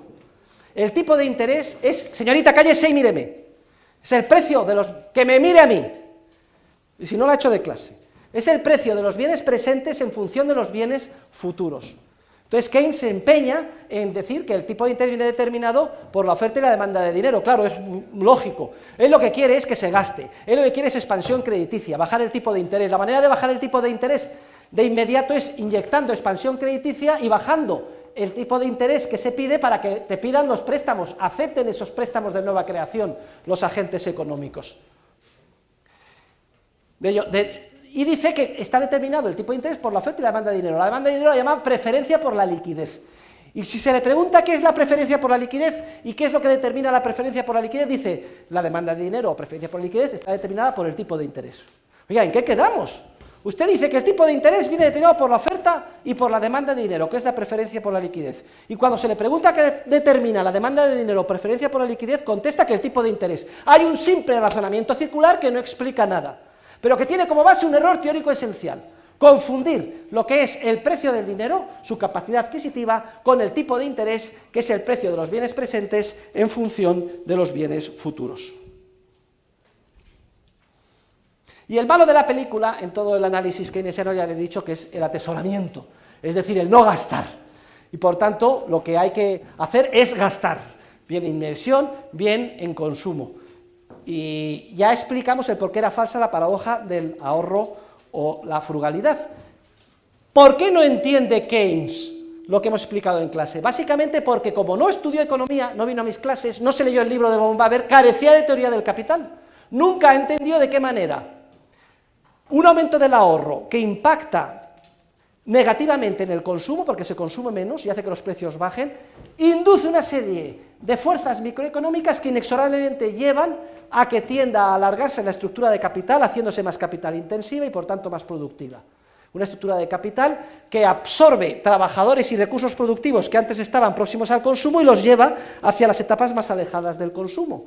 Y que cuando puede culminarse de manera sostenible, madura con un flujo de bienes de consumo mucho más elevado y con calidad más alta, lo cual hace que el nivel de vida de todos los trabajadores crezca con los mismos o parecidos salarios nominales. Nunca entendió Keynes que se puede ganar dinero aunque tus ventas no crezcan, porque el beneficio, queridos alumnos, y es obvio, todo el mundo lo sabe, es el resultado de una resta, es decir, ingresos menos costes, minuendo y sustraendo. Y si tú no tienes ingresos que crezcan o decrecen, puedes seguir ganando dinero si bajan los costes. ¿Y cómo se bajan los costes? En el margen, sustituyendo mano de obra por equipo capital. Y por tanto se despiden trabajadores en las etapas próximas al consumo, y esos trabajadores ¿a dónde van? A producir el equipo capital, los tractores, los ordenadores, etcétera. Nunca lo entendió Keynes porque, repito, por asombroso que parezca, no fue como ustedes a las aulas de economía, ni estudió, ni sabía economía. Era una persona muy arrogante que se creía que lo sabía todo y que podía asimilar cualquier cosa. Pero enseguida se le pillaba. Hay una anécdota de Churchill muy curiosa que dice: he estado con Keynes, ayer estuve con 4 economistas y escuché 5 opiniones distintas. ¿Y cómo es eso posible? Dice, porque estaba Keynes entre ellos. Cada uno de los 3 economistas tenía su opinión y al llegar a Keynes tenía 2 y además opuestas. Le gustaba siempre empatar con una doctrina contraria. Todo el mundo, cuando quedaba convencido, de pronto le decía la otra y pensaba que podía jugar con la gente. Si alguien quiere meterse en el mundo de Bloomsbury, que coja la biografía de Keynes escrita por Skidelsky en 3 volúmenes, que no tiene desperdicio, encontrarán todo tipo de... Bueno, la visión de un movimiento que hizo mucho daño en el Reino Unido y también en toda la humanidad, completamente amoral en el ámbito de la concepción de las ciencias sociales, pero también del comportamiento personal. Y lo más grave de Keynes es que al final toda su teoría se reducía a una cosa: a engañar a los trabajadores reduciéndole los salarios reales haciendo inflación. Ya saben que la causa inmediata del paro es que los salarios son demasiado altos y los mercados laborales rígidos, aunque la causa mediata o indirecta es la expansión crediticia que lleva a los trabajadores a contratarse allí donde no deben de estar. Cuando el mercado lo descubre es preciso que se efectúen trasvases masivos de factores de producción de unos lugares donde no deben de estar, que no son líneas económicas viables, hacia otros. En esa fase estamos ahora, en eso es la recesión. Si el mercado laboral es muy flexible, se hace rápidamente; si es rígido, se mantiene un alto volumen de desempleo durante un periodo de tiempo muy prolongado, lo que está pasando en España. Y una manera de solucionar ese problema es engañando a los trabajadores. Lo que se hacía en España cuando no estábamos en el euro, con la peseta, ¿qué es lo que se hacía? ¿Qué es lo que se hizo en la crisis anterior con Solchaga? Se devaluó la peseta 3 veces. De la noche al día se les expropió a los españoles el 20% de todo, su riqueza y su renta, y al día siguiente la gente sería tan contenta pensando que no había pasado nada. Hay una inflación del 20%, los tipos de interés a 15%, bueno, un caos. Ahora con el euro, que es una especie de proxy muy imperfecto del patrón oro, no lo podemos hacer y por tanto sentimos, y es una fortuna con toda su virulencia, los resultados nefastos de las alegrías anteriores. Tenemos el toro enfrente y no hay más remedio que cogerlo por los cuernos y asumir la disciplina que supone la reestructuración y las reformas estructurales necesarias, la reforma en el mercado laboral, la austeridad del sector público, etc. Los políticos por primera vez están desnudos ante los ciudadanos e impotentes, no pueden hacer nada, no pueden manipular con políticas keynesianas engañando a los ciudadanos, porque al final la política de Keynes ¿en qué consiste? En inyectar dinero por vía de gasto público, políticas fiscales y monetarias, de manera que al devaluarse el poder adquisitivo de la unidad monetaria, se produce un efecto de ilusión monetaria, se reducen los salarios reales de los trabajadores y se absorbe el paro porque se baja el nivel de vida de los trabajadores, pero no por la vía de que estos tengan que asumir una reforma de liberalización laboral o bajadas en sus salarios nominales, sino por la vía de que ven que los precios de lo que compran crecen mucho más rápidamente que los aumentos de sus salarios.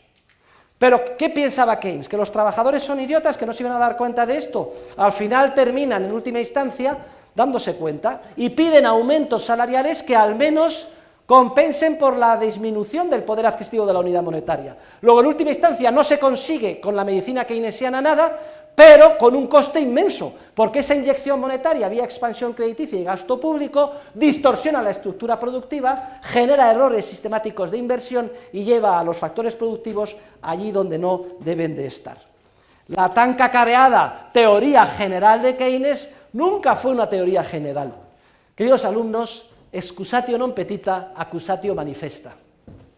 Si tú eres un padre y llegas a casa y encuentras a tu hijo pequeño y lo primero que te dice es: papá, no he sido yo, estás convencido de que primero ha hecho alguna barrabasada y que además ha sido él.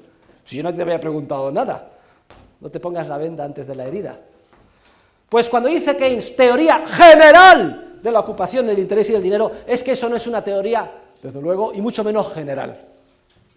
Eso es un truco para engañar a los trabajadores en un momento histórico concreto donde a la desesperada, tipo en Grecia ahora todo el mundo manifestándose, se considere que no se puede hacer ninguna reforma estructural y la única manera de evitar que haya una revolución es devaluando la unidad monetaria, que los precios suban y expropiando a los trabajadores su renta sin que se den cuenta. Es decir, en todo caso una teoría particular solo aplicaba en las circunstancias más profundas de una recesión económica.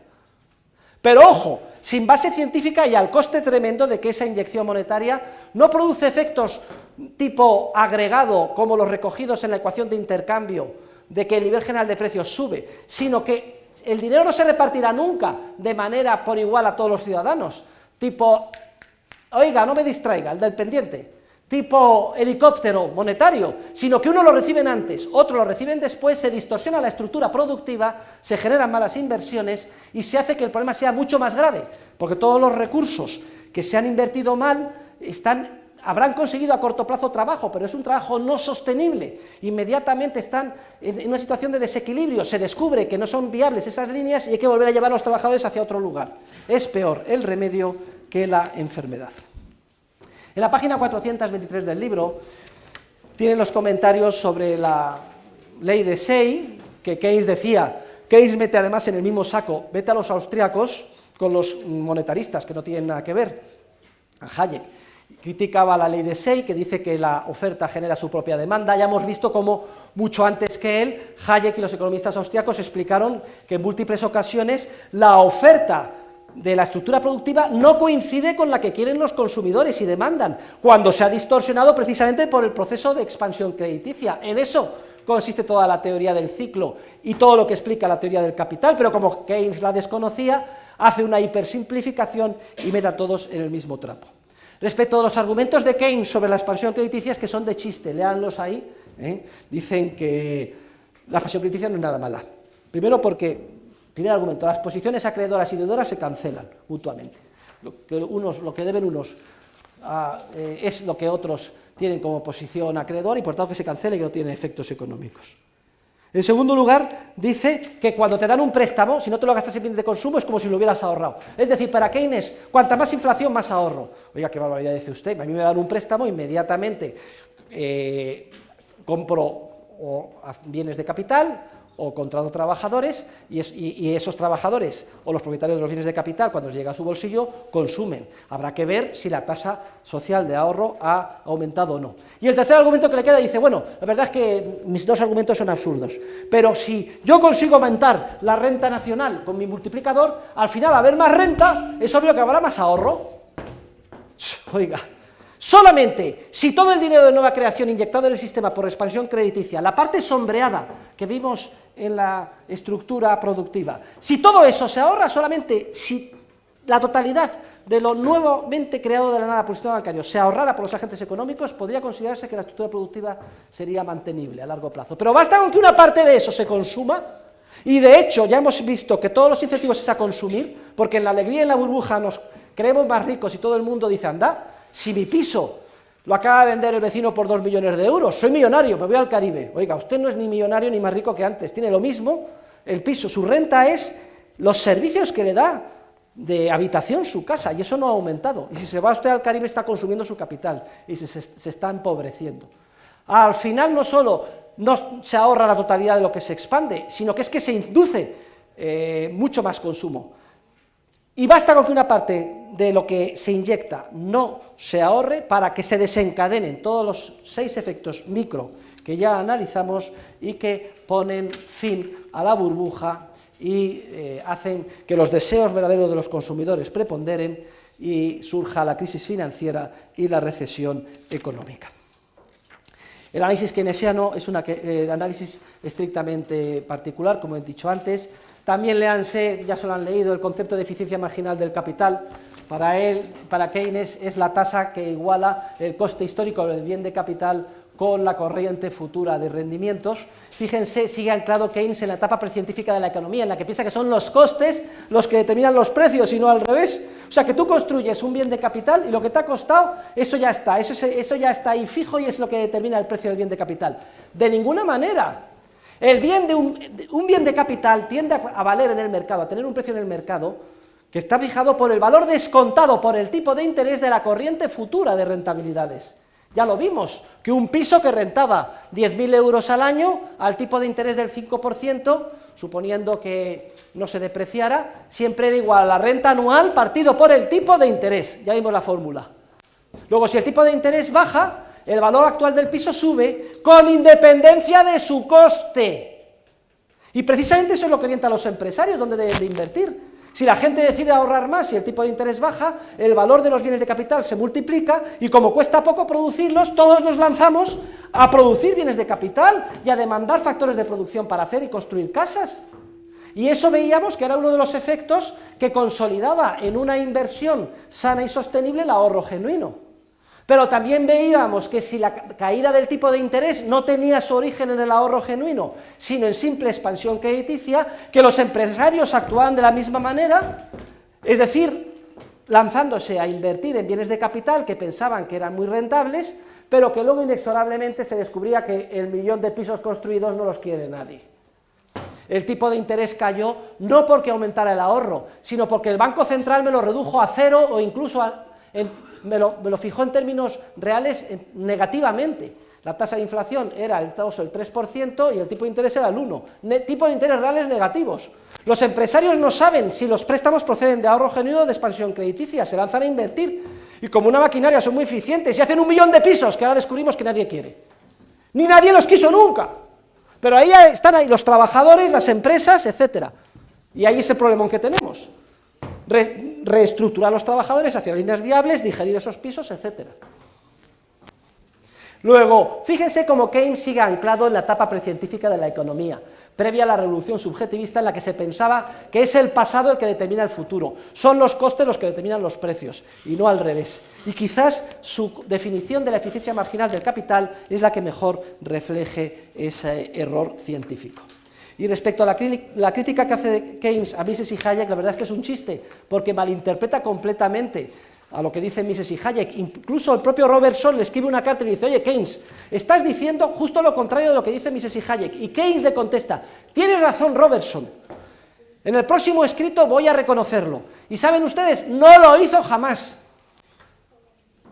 No me atrevo a calificar de mala fe científica, pero la verdad es que todos los indicios van por ese camino.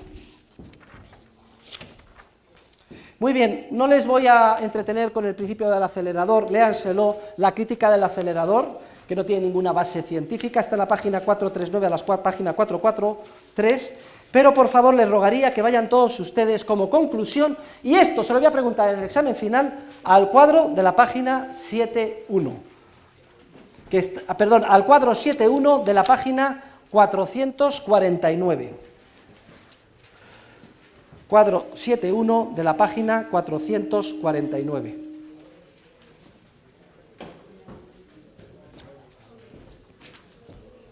Venga, vamos ahora a recapitular juntos. Aquí dicen dos formas distintas de concebir la economía. En la parte de la izquierda tenemos el enfoque explicado en clase, en la parte de la derecha tenemos el enfoque de los macroeconomistas, bien sea en su versión de los clásicos, los monetaristas, o en su versión de los keynesianos. Tienen que sabérselo muy bien, vamos a leerlo juntos, y es una recapitulación de lo que hemos visto en clase hoy. Venga, punto número 1. Vayan leyendo y subrayando. Para los austriacos, el tiempo juega un papel esencial. Para los macroeconomistas, se ignora la influencia del tiempo. Punto número 2. Para los austriacos, el capital se concibe como un conjunto heterogéneo de bienes de capital que constantemente se gastan y que es preciso reproducir. Mientras que para los macroeconomistas, el capital se concibe como un fondo homogéneo que se autorreproduce solo. Es el concepto mítico que tanto criticaban von Bawerk y Hayek, a John Bates Clark y a Knight. Tercero, para los austriacos el proceso productivo es dinámico, está desagregado en múltiples etapas de tipo vertical, temporal, mientras que para los macroeconomistas la estructura productiva está en equilibrio, es unidimensional y horizontal, es el flujo circular de la renta. Se eliminan las etapas temporales del proceso productivo en el análisis. Punto número 4. Para los austriacos el dinero afecta siempre al proceso y modifica la estructura de precios relativos.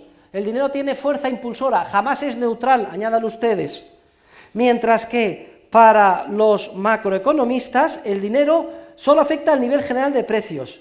No se consideran los precios no se considera que produzcan cambios en los precios relativos, la inyección monetaria, porque consideran que siempre es neutral.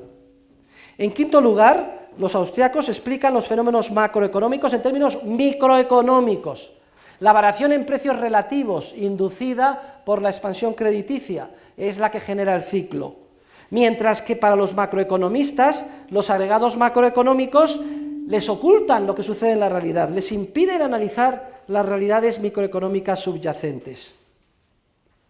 Para los austriacos, punto número 6, la causa del ciclo es una causa endógena, tiene su origen en un mal diseño institucional del sistema financiero, que permite que la banca con reserva fraccionaria orqueste una expansión crediticia dirigida por los bancos centrales. Y esto es un simple accidente histórico, como saben ustedes, del error cometido en la ley de Peel, que olvidó exigir un coeficiente de caja del 100% para los depósitos, como correctamente lo exigió para la emisión de papel moneda.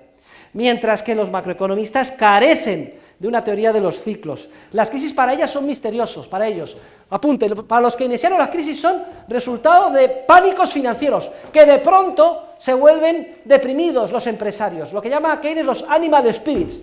O sea que tan pronto estoy súper optimista, como de pronto me deprimo, o sea, una economía maníaco-depresiva. Es la única explicación de las crisis, pánicos financieros y escasez de demanda agregada, que hace falta más demanda efectiva. Para los monetaristas, a lo mejor son un poco más sofisticados, shocks externos, de pronto hay un shock externo del petróleo, algo externo, o que hay contracción monetaria y los bancos centrales no aciertan, como decían erróneamente Friedman y Schwartz, a inyectar la cantidad de dinero necesaria para que no haya una deflación, como malinterpretan que sucedió en la Gran Depresión. La Gran Depresión se produjo por otras causas, básicamente por la burbuja previa y por el exceso de intervencionismo, de gasto público, aumento de impuestos, regulación de mercados, rigidización de los mercados laborales, aumento del proteccionismo comercial en el comercio internacional, etc. Luego, carecen de teoría de los ciclos y los achacan a causas exógenas, psicológicas, tecnológicas o errores de política monetaria. En séptimo lugar, los teóricos de la escuela austriaca, si algo les caracteriza es su elaborada teoría del capital. No vamos a insistir en la importancia esencial que tiene esto, señoritas, mientras que los teóricos monetaristas carecen de teoría del capital. En octavo lugar, el ahorro. Para los austriacos, página siguiente, el ahorro es esencial. El ahorro es lo que determina un cambio vertical, longitudinal en la estructura productiva, lo que hace que ésta sea más productiva, lo que hace posible un desarrollo económico sostenible del que nos beneficiamos todos, mientras que para los macroeconomistas el ahorro no es importante. Es increíble, ¿eh? Porque como el capital se autorreproduce solo, de manera lateral, y la función de producción es fija, no hace falta ahorrar. Y si cualquier problema es por escasez de consumo. En noveno lugar, para los austriacos, la demanda de bienes de capital varía en dirección inversa a la demanda de bienes de consumo. Solo se puede invertir en la vara, el bien de capital de Robinson Crusoe, recuerden, si previamente Robinson Crusoe ha ahorrado, es decir, ha pospuesto su consumo inmediato, se ha disciplinado, se ha sacrificado, disminuyendo temporalmente su consumo. Mientras que, fíjense, para los macroeconomistas, bien sean keynesianos o monetaristas, la demanda de bienes de capital varía en la misma dirección que la demanda del consumo, es decir, si usted consume más, se invierte más. Oiga, pero ¿cómo va a ser posible las dos cosas a la vez? Consumir más e invertir más, que significa posponer el consumo. Pues no, en los modelos macroeconomistas, aunque parezca increíble, así es como se razona. Punto número 10. Caballero, le estoy escuchando, y no se dará usted cuenta que estoy haciendo un esfuerzo, ¿no? Bueno, pues no me insulte en la cara. Todo el mundo concentrado y pensando en lo que digo. Estamos en la universidad. ¿Está claro? Tercer aviso.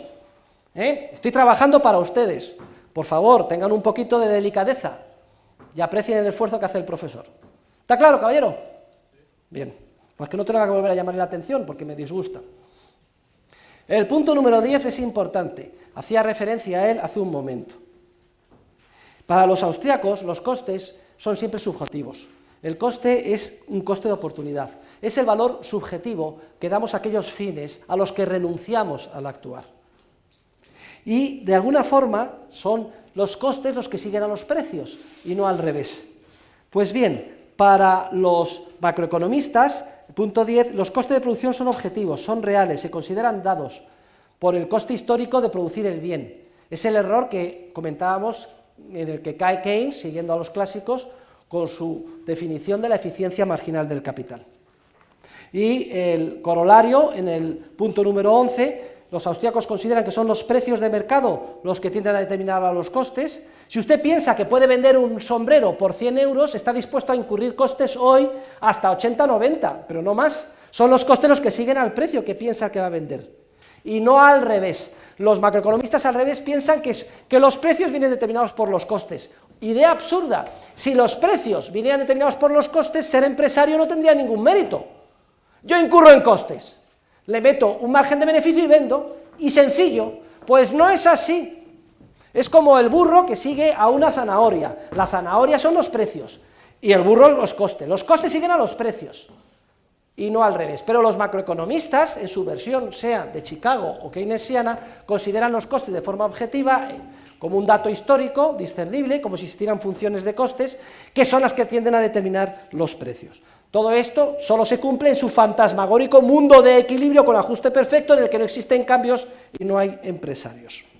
Y punto número 12, los austríacos consideran el tipo de interés como un precio de mercado determinado por las valoraciones subjetivas de la preferencia temporal. Es el precio de los bienes presentes en función de los bienes futuros, y ese tipo de interés se utiliza para descontar el valor hoy de la corriente futura de productividad de cada bien de capital, el ejemplo del alquiler del piso, que les he puesto tantas veces. Mientras que para los macroeconomistas, el tipo de interés viene a estar determinado por la productividad marginal del capital o la eficiencia marginal del capital, la tasa interna de retorno que iguala el coste histórico con la corriente futura de servicios que proporciona cada bien de capital, o bien considerar el tipo de interés como un fenómeno cortoplacista estrictamente monetario, como el caso de Keynes. Son dos concepciones de la economía radicalmente distintas y excluyentes. O nosotros tenemos razón y ellos están completamente equivocados, o viceversa. Y ustedes ya tienen todos los argumentos para quedar convencidos de que los que tenemos razón somos nosotros. Algo, por otro lado, obvio, analizando de una manera imparcial y objetiva el esquema conceptual de unas y otras escuelas. Y con esto terminamos, queridos alumnos, este capítulo. Vamos a pasar a hacer unos comentarios del siguiente, el capítulo 8. Hoy vamos a alargar la clase 15 minutos, porque tengo interés en terminar el libro el jueves.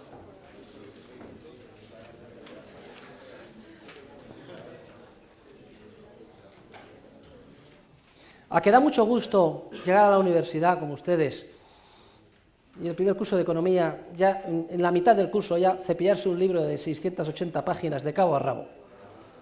Y además, explicado por el autor de la obra, bebiendo ustedes de primera mano la fuente. Y justo un año en el que hay la recesión económica más profunda en España desde la Guerra Civil. Vamos, yo si fuera alumno universitario o alumna universitaria, estaría realmente emocionado de poder asistir a estas clases. Es realmente una oportunidad única e históricamente irrepetible. Se acordarán el día de mañana, dirán a sus hijos y a sus nietos: pues yo el curso 2010 de Economía lo di con el profesor Huerta de Soto. Dimos dinero, crédito bancario y ciclos económicos. Bien, los dos capítulos que quedan del libro son ya prácticamente coser y cantar. El capítulo 8 es un capítulo que lo dedicamos a analizar la teoría del Banco Central y la teoría de la banca libre. Y el capítulo 9 y último del libro es el capítulo de propuestas. ¿Qué reforma hay que hacer? ¿Qué rediseño es preciso en el sistema financiero internacional para evitar que se reproduzcan las crisis recurrentes que nos aquejan y que tanto sufrimiento generan? Venga, a ver, que hay unas bajas, váyanse las bajas, no nos entretengan, rápido, camufladamente, pim pam, pim pam, pim pam.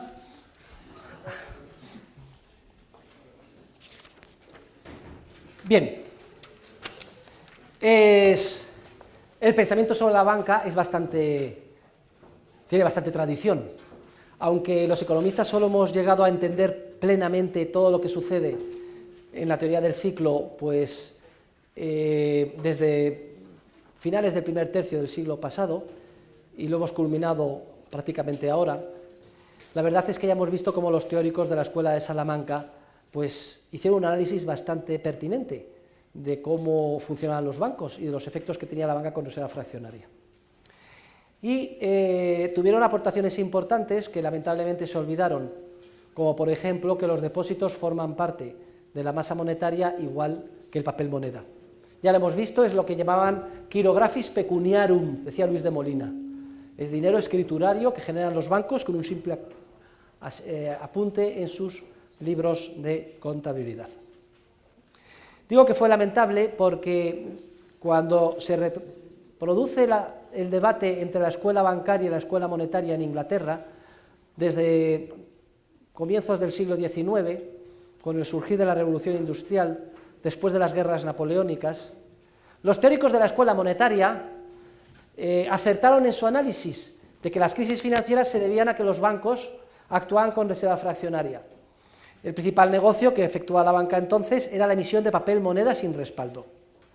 Y entonces Robert Peel el viejo, hay una película en la que aparece ahora recientemente, ¿cómo se llama? No sé qué, Truth, la que explica el esfuerzo que hicieron para abolir la esclavitud en Inglaterra. ¿Quién ha visto la película? Sí, ¿cómo se llama?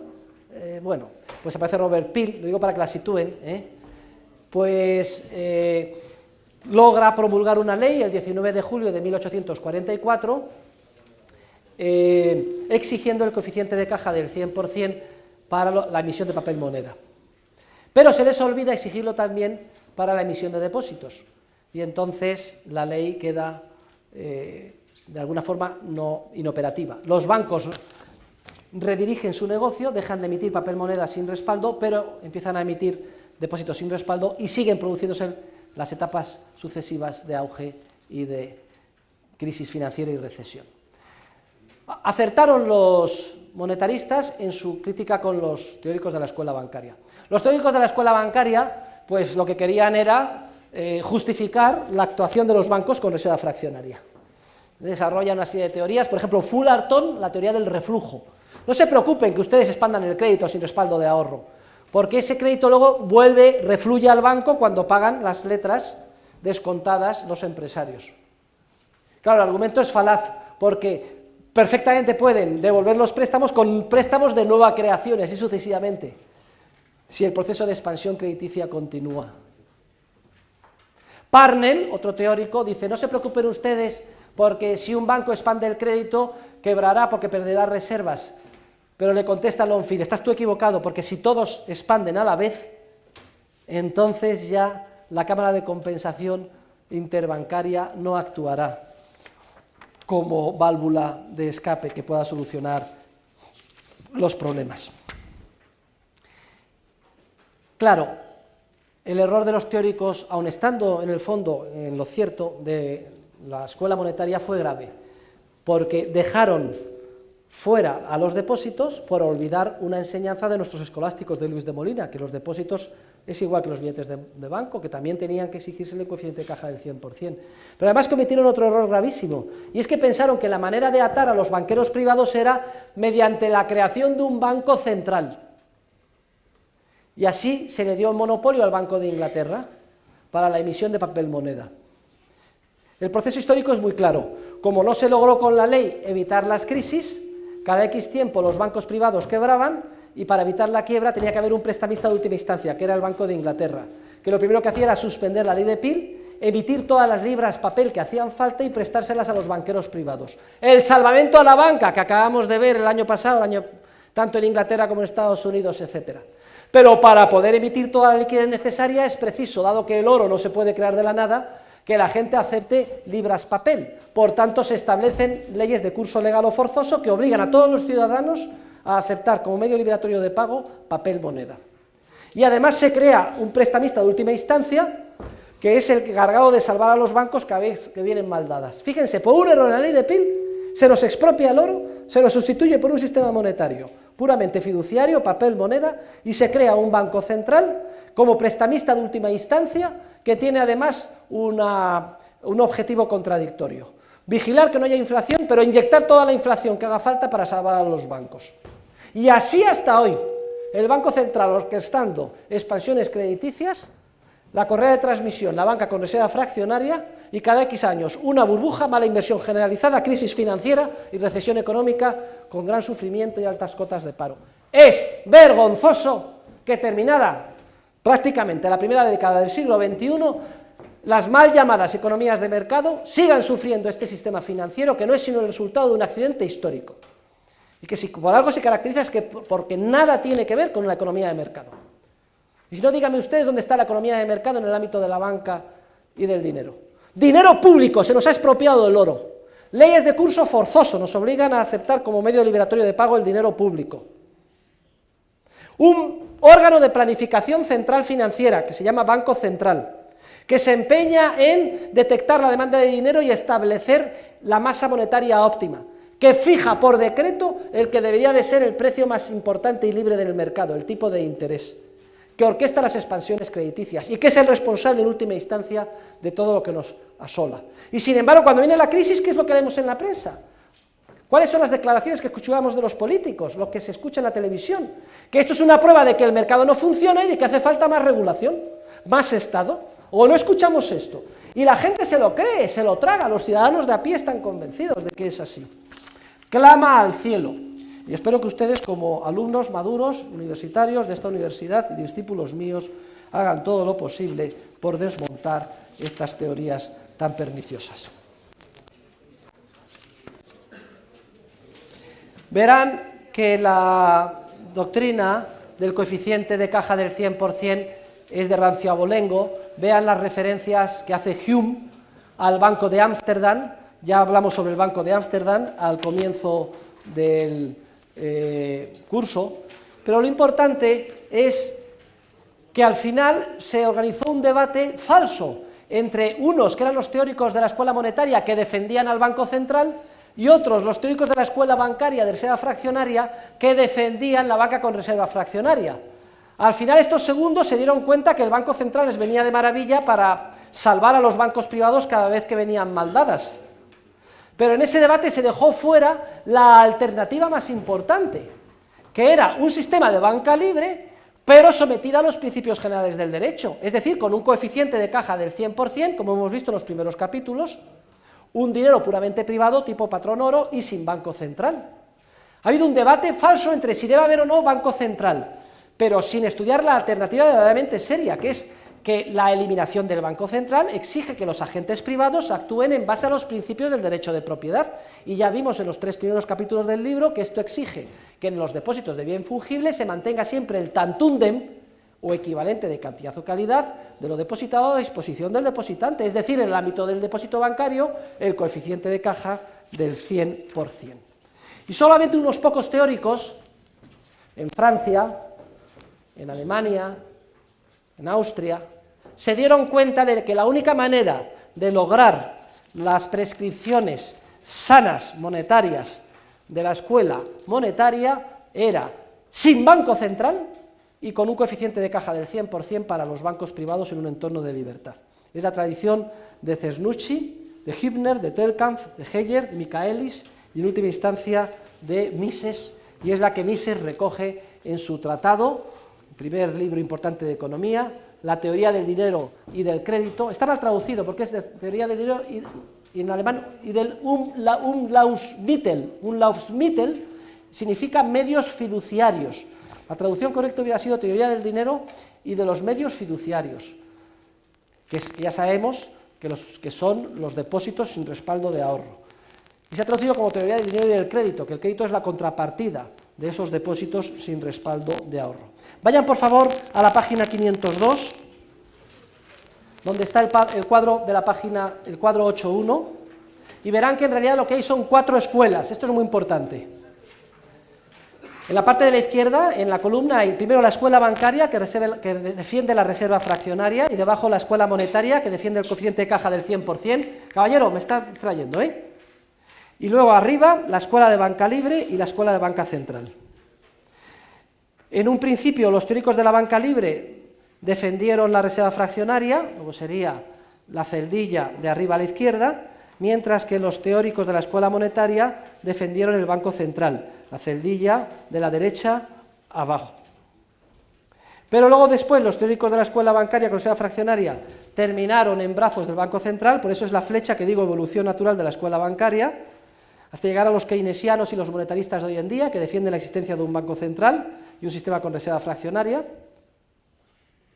Mientras que los teóricos de la Currency School terminan dándose cuenta que la mejor manera de conseguir sus objetivos de estabilidad y solvencia es con un coeficiente de caja del 100%, por eso la flecha hacia la izquierda abajo, evolución natural de la escuela monetaria. Y aquí es donde se encuentran esos teóricos que les decía, Mises, Hayek, Rothbard, yo mismo, Joseph Salerno, Hans Hermann Hoppe, etc.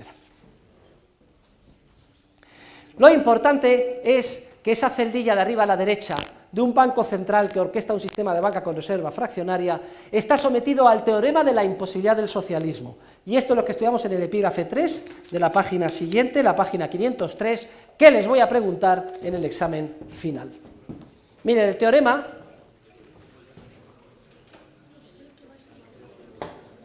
de la imposibilidad del socialismo lo vamos a ver después de Semana Santa con detalle, en el capítulo 3 de mi libro, Socialismo, Cálculo económico y función empresarial. La idea esencial es que es imposible organizar desde arriba una sociedad de manera coactiva, en base a mandatos coactivos, porque el órgano encargado de planificar la sociedad no puede hacerse con el conocimiento o información que necesita para incorporar en esos mandatos y que estos tengan un efecto coordinador. Pues bien, esa imposibilidad también afecta completamente al órgano de planificación central monetaria, que son los bancos centrales. Los bancos centrales se empeñan con miles de funcionarios, los ordenadores más perfectos, gobernadores de bancos centrales, etcétera, en hacer un ajuste fino de la economía, como si pudieran inyectar en cada momento el dinero preciso para que la economía vaya bien, y fijar los tipos de interés adecuados. Y resulta que, algo increíble, sale una noticia de que Alan Greenspan, hasta hace 2-3 años, o ahora Ben Bernanke han decidido mantener los tipos de interés, subirlos un poco o bajarlos. Y el Banco Central Europeo, Jean-Claude Trichet, también le da sus explicaciones. ¿Pero cómo? ¿Es que un señor o un comité de señores, o esos miles de funcionarios con sus ordenadores, van a poder hacerse con la información necesaria para que esto funcione bien? Los resultados son obvios. Ellos son los responsables de la política monetaria. Y fíjense ustedes ¡qué bien actúan! Es que es imposible que puedan acertar, según el teorema de la imposibilidad del socialismo desarrollado por los teóricos de la escuela austríaca. Y lo curioso es que ahora, que sería el momento de exigirles responsabilidades, ellos se buscan cabezas de turco y víctimas.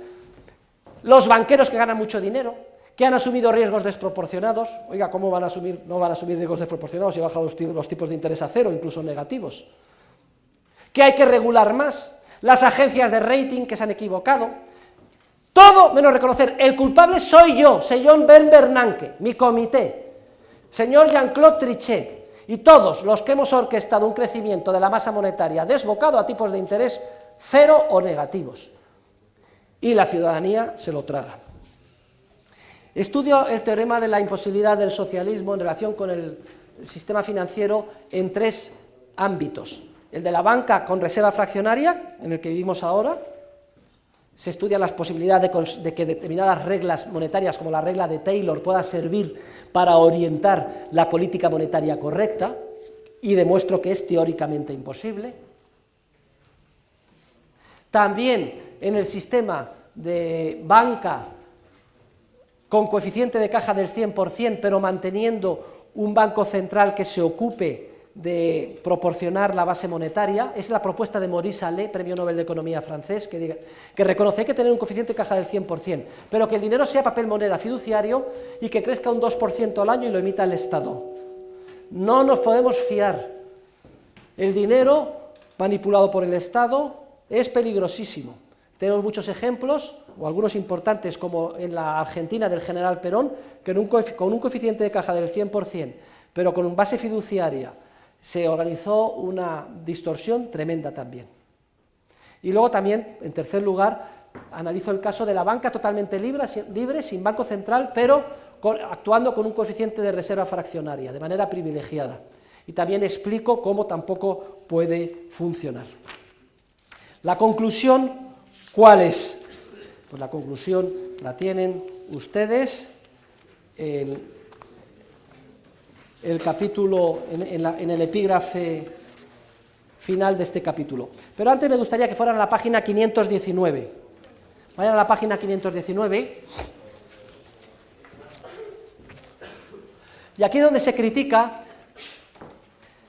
que pueda funcionar un sistema de banca libre con reserva fraccionaria sin banco central, porque hay un incentivo muy grande a que se pongan de acuerdo y orquesten entre todos los banqueros privados una expansión crediticia. Vean ustedes que hay dos bancos, banco A y B, cada uno de los cuales puede, mire por favor, página 519, puede o no expandir o expandir. Si ninguno de los dos expande, superviven los dos, pero con beneficios pequeños. Si cualquiera expande, pero el otro no, quiebra, porque pierde las reservas y se va al otro banco, a través de la cámara de compensación.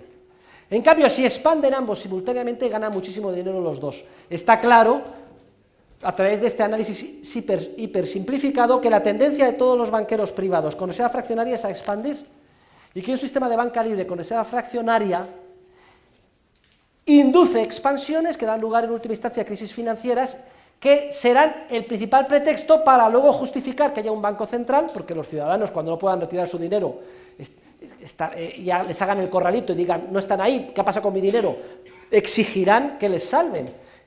Y por tanto, la principal explicación de por qué surgen los bancos centrales es como consecuencia de que se ha permitido el ejercicio de la banca con reserva fraccionaria. Y viceversa, solo se puede eliminar el banco central si se reintroduce el coeficiente de caja del 100%. ¿Y quién emite el dinero base? Lo veremos en el próximo capítulo, el próximo jueves lo emite, no se especifica que se haya levantado la clase, lo emite, próximo jueves, lo emite el propio mercado a través de un patrón oro, pero no les quiero adelantar acontecimientos. La página 525 hasta el final del capítulo, vayan a la epígrafe 4, página 525, es un análisis crítico. Es un análisis crítico de toda la escuela moderna de reserva fraccionaria, de banca libre con reserva fraccionaria y sin banco central. Aquí ha habido un debate muy importante en diversos artículos científicos en Estados Unidos, incluso dentro de la escuela austríaca, porque hay un grupo de economistas austríacos que defienden eliminar el banco central, pero dejar que los bancos hagan lo que quieran. Están encabezados por White, Selgin y otros. Y yo aquí explico que en esas circunstancias también se generarían ciclos económicos. Es cierto que no se llegaría tan lejos en la expansión como cuando está orquestada por un banco central, pero también se generarían ciclos económicos. En base al argumento de Longfield, que les acabo de comentar antes, que se ponen de acuerdo los bancos entre sí, y en base a la concepción dinámica del mercado. Léanselo, porque es un debate apasionante que está teniendo lugar en este momento en la ciencia económica y en el que el profesor de ustedes, y de manera no voluntaria, pues ha terminado siendo de alguna forma protagonista. Venga, y vayan por favor a la última página, 556. Última página de este capítulo, página 556. Vamos a leerla juntos. Quiero que todo el mundo subraye esta página. Venga, vamos a leerla juntos, que con esto terminamos. Conclusión. La falsa polémica entre la banca central y la banca libre con reserva fraccionaria. Venga, vamos a leerlo juntos. El planteamiento, página 553, póngale un gran recuadro. Eso se lo tienen que saber de memoria, se lo voy a preguntar en el examen final. El planteamiento tradicional de la polémica entre los partidarios del Banco Central y los de la banca libre con reserva fraccionaria es esencialmente erróneo. En primer lugar, tal planteamiento desconoce que el sistema de banca libre con reserva fraccionaria desencadena unas tendencias prácticamente inevitables para que surja, se desarrolle y consolide el Banco Central. Pongan ahí una nota si quieren, cuando la gente va por su dinero y no está, todos claman a que el gobierno solucione el asunto y se cree un banco central. La expansión crediticia que da lugar la banca con reserva fraccionaria genera unos procesos de reversión en forma de crisis financieras y recesiones económicas que llevan inevitablemente a que los ciudadanos exijan la intervención pública y la regulación estatal de dicha actividad. En segundo lugar, los propios bancos implicados en el sistema pronto descubren que minoran el riesgo de insolvencia si llegan a acuerdos entre ellos. Se fusionan, ¿qué es lo que quiere hacer ahora el Banco de España para solucionar el problema? Que se fusionen las cajas de ahorros. E incluso demandan la constitución de un prestamista de última instancia que les proporcione la liquidez necesaria en los momentos de agobio e institucionalice y dirija oficialmente el crecimiento de la expansión crediticia. Fíjense ustedes, al violarse los principios, la gente quiere tener su dinero seguro, por tanto acepta que haya un dinero público, un banco central que respalde todo, y los propios banqueros privados son los primeros que digan que haya un banco central, porque si no, no voy a poder pagar y me voy a caer con todo el equipo. Podemos, por tanto, concluir que el ejercicio de la banca, con un coeficiente de reserva fraccionaria, históricamente ha sido el principal responsable de la aparición y desarrollo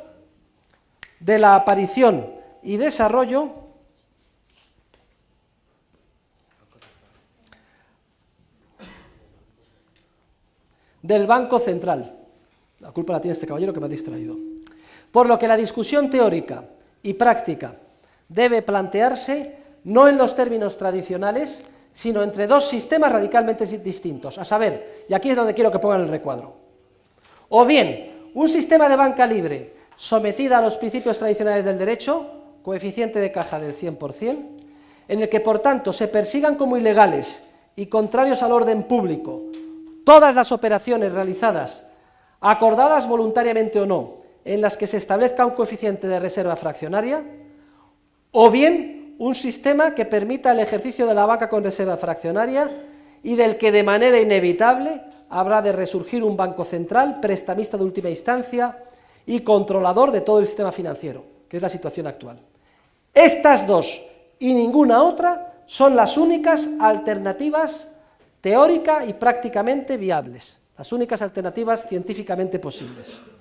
Hemos estudiado hasta ahora la banca con reserva fraccionaria, ahora sí, ya termino, el jueves estudiaremos la banca con un coeficiente de caja del 100% y terminaremos el libro. Muchas gracias a todos por su colaboración, hasta el jueves.